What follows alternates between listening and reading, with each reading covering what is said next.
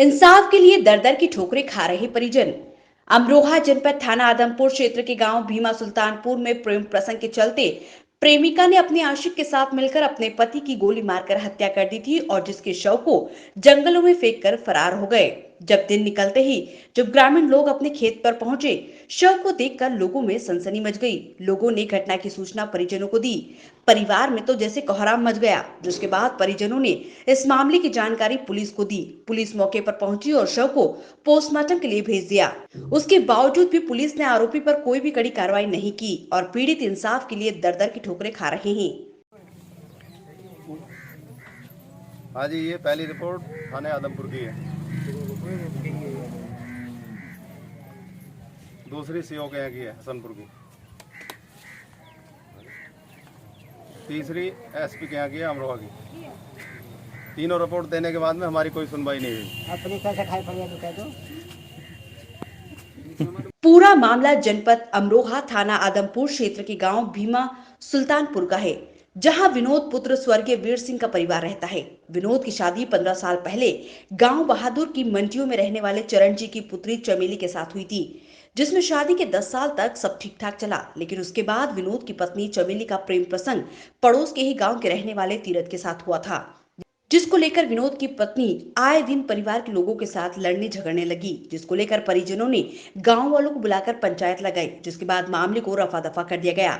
जिसके बाद 11 तारीख की रात को विनोद की पत्नी चमेली आशिक तीरथ के साथ विनोद को अपने साथ ले गई, जिसके बाद उसकी गोली मारकर हत्या कर दी। देवी कहाँ के रहने वाली हो? भीमा सुल्तानपुर। अच्छा बताइए क्या मामला है? वो शाम विनोद की घरवाली चमेली है, 15 साल शादी को हो गए। उससे उस समय से सही चलता रहा, 2 साल से उनका प्रेम चक्कर चलता रहा। वो शाम को 11 तारीख में बैठा के ले गए 6 बजे। वो 6 बजे बैठा के ले गए, पूरी रात निकल गई उन्हें। वो पूरी रात घर वालों से नहीं बताना ही औरों से। वो सुबह को रास्ता चलने वाले कहते गए हमारे घर, उन्होंने बताया कि विनोद वहाँ पड़ा है। विनोद वहाँ पड़ा। जब घर वाले गए तो वो खेत के मेड़े पे पड़े थे। वो खेत के मेड़े पड़े, हमने रास्ता पे घेर लिया। उनका देखा तो गोली लगी ही इस साइड से इस साइड को निकल ली। हमने पुलिस से कार्रवाई करी, उन्होंने हमारी कुछ सुनवाई नहीं करी। हम आपसे विनती करते हैं तो हमारे गरीब लोगों की कोई कार्रवाई करो। जिसके बाद परिजनों ने इसकी सूचना पुलिस को दी। पुलिस ने मौके पर पहुंचकर शव का पोस्टमार्टम के लिए भेज दिया था। उसके बाद पुलिस ने आरोपियों पर अभी तक कोई कार्रवाई नहीं की है। हम ताराचंदे जी, भीमा सुल्तानपुर का रहने वाला हूँ जी।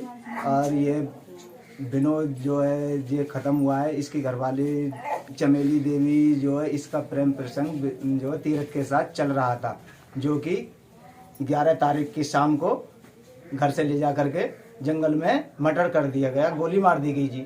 और जो है हमने पुलिस से भी गुहार लगाई है, थाना आदमपुर पहुंचे हैं जी, फिरवारी से बात की है जी, उन्होंने रिपोर्ट ले ली मगर उसे ओपन नहीं किया है जी। दूसरी बार जो हसनपुर सीओ के पास पहुंचे हैं, उसने भी रख लिए, उसने भी कोई नहीं लिए जी। और तीसरी बार पहुंचे हैं कप्तान साहब के यहाँ, तो उन्होंने भी हमारी तहरीर लेकर के रख लिए मगर कोई भी कानूनी कार्रवाई नहीं की है। तो सरकार से ये आश्वासन चाहते हैं जी, सर जी हमारी तो हाथ जोड़ करके विनती है कि जो दोषी है उसे कड़ी से कड़ी सजा मिलनी चाहिए। जो घर से ले गया तीरथ, इसे सजा होनी चाहिए। जहां आरोपी बेखौफ होकर खुलेआम घूम रहे हैं, जबकि उत्तर प्रदेश सरकार के राज में भी गरीब लोगों को इंसाफ नहीं मिल रहा है और परिजन इंसाफ के लिए दर दर की ठोकरें खा रहे हैं। परिजनों का कहना है कि यदि इंसाफ नहीं मिला तो परिवार आत्मदाह करने पर मजबूर हो जाएंगे। जी मैं भीमा सुल्तानपुर का रहने वाला हूँ जी। मेरे भाई का नाम विनोद था, जो जिसका मर्डर हुआ है जी। उनकी पत्नी का नाम चमेली था, जिनकी शादी बहादुरपुर के पास मकरंदपुर से हुई थी, करीबन सन 7 में 8 में हुई थी जी। जब से लेकर अब तक उनका सही मतलब संबंध सही थे दोनों जनों के। करीबन 2 साल पहले से तीरथ ठेकेदार है लकड़ी का कन्नपुर का, उससे उसका प्रेम संग हो गया। कोई बात नहीं साहब, 1 साल उन्होंने गंवाया।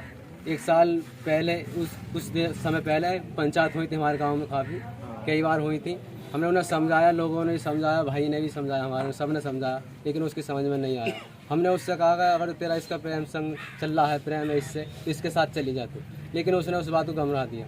कभी भी एक बार खुल कर नहीं बताया कि मैं उसके साथ रहूँगी या इसके साथ नहीं रहूँगी। फिर ये हुआ जी, हमारे भतीजे बता रहे थे कि बुधवार की रात को करीब तारीख 11 थी, 11 तारीख को जी 2 व्यक्ति आए थे। एक का ये नाम नहीं बताया कि मुझे, एक का पता नहीं, एक का पता है, उसका नाम था तीरथ जी। पहले हमारी भाभी ने उन्हें रोटी खिलाई, उन्हें दारू भी पिलाई घर बैठा कर, और उन्हें फिर शाम को करीबन 6 बजे मोटरसाइकिल बैठा दी ज़बरदस्ती हमारे भाई को, उन दोनों की मोटरसाइकिल पे। उसके बाद में वो ले गए। ले जाने के बाद में हमें किसी तरह का कोई सूचना नहीं दी हमारी भाभी ने, किसी तरह की भी।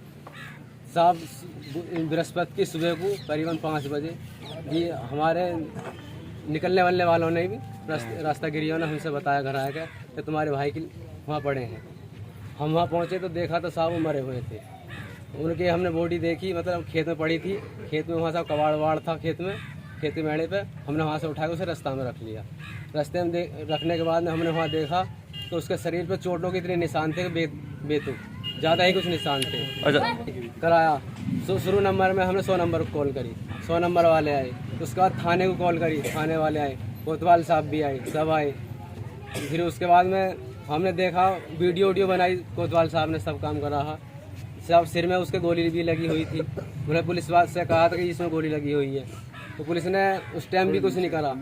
उसके बाद पोस्टमार्टम के लिए चले गए जी। पोस्टमार्टम हमने फिर रिपोर्ट लिखाई थाने में जाकर हमारे भैया ने, तो रिपोर्ट हमारी ले ली, लेकिन उसमें भी कुछ नहीं करा उन्होंने।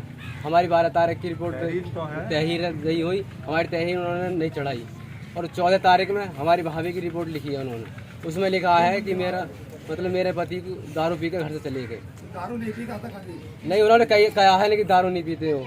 अच्छा, सरकार से क्या कहना चाहेंगे आप? कि सरकार से भी कहना चाहेंगे जी साहब, जब पुलिस हमारी कार्रवाई नहीं कर रही तो हम तो मीडिया द्वारा सरकार को सूचित करना चाहते हैं। इसके रोचक और महत्वपूर्ण खबरों को देखने और जानने के लिए आप हमारे चैनल को सब्सक्राइब जरूर करें और बेल आइकन दबाना बिल्कुल भी ना भूलें, क्योंकि एक सब्सक्राइब और बेल आइकन आपको जोड़ेगा हमसे और हम पहुंचाएंगे आप तक रोचक और महत्वपूर्ण खबरें हिंदी 24 न्यूज चैनल के माध्यम से।